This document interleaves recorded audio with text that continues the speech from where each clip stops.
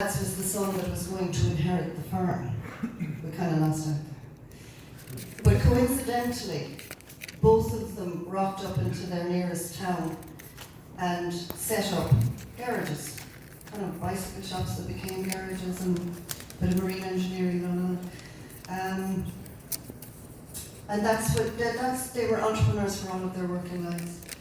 And of my Kenmare grandfather, Conrad, I would say, if he showed up today, he'd be very proud to find that his grandson David is selling cars in his name, and they're now electric.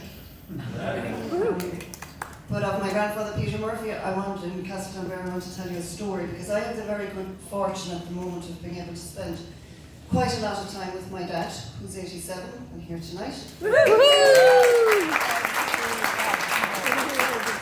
And a funny thing happens to you in your 80s, I think you kind of start to forget what happened yesterday, but the memories of way back come kind of through clearer than ever before. And I was just fortunate to pick up this story that I had never heard before until recently. And it's a story of Corley remembering going out with his father in the car at the age of about 6 or 7. This would be around the time of the emergency, we won't mention the war. But they were going out to the coastal communities of Allies and Iries and Inner Argroom. This lovely place names again. And they were collecting bales of rubber. Over the course of a year or two, bales of rubber began to wash up on the shore. God knows from where. Presumably some cargo ship gone down in the Atlantic somewhere. But these were people who were kind of eking out a miserable existence with no social welfare and living on their wits, and this rubber was coming ashore. So Peter Murphy got in touch with Dunlops in Cork, with whom he had a business relationship, obviously, and he said, look, is this any use to you? And they were saying, oh yeah. They were saying, we'll give you 6 pence a pound, and we'll throw in 2 bicycle tires at every quote or whatever. So he went out and he collected, and Corley's telling me this story, and I said, oh, very enterprising of him. Got up on my high horses, and I said, did he give any cut to the poor devils who collected it? And Corley looked at me and goes, but it was all for them. And I said, oh, and he said, yeah, we kept the tires until they needed the tires, and then we gave them to him. And I said, did he keep any cut for himself? Corley said, no. So I don't care whose grandfather shot who in the Civil War. That's what my grandfather was doing in the emergency, and that's a legacy I'm proud of. And it's that idea that if you are the person in your community, and many of you tonight here are, who has the ability and the acumen to move forward on things, you're really only succeeding when you're bringing your community along with you, and when you're mindful of the limited resources, finite resources that you have available to you. And that's an idea that is being put to the fore at the moment by an economist in the UK called Kate Rayworth. And her premise is that we have to bring our economic activity between 2 parameters, which she loosely calls the social foundation and the ecological ceiling.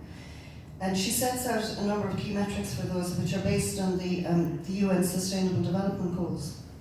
There's 9, I think there's 9 on the social foundation and 12 on the ecological ceiling. And she presents them as circles, so when you look at it, it's like a donut. And she calls it donut economics, it's worth googling.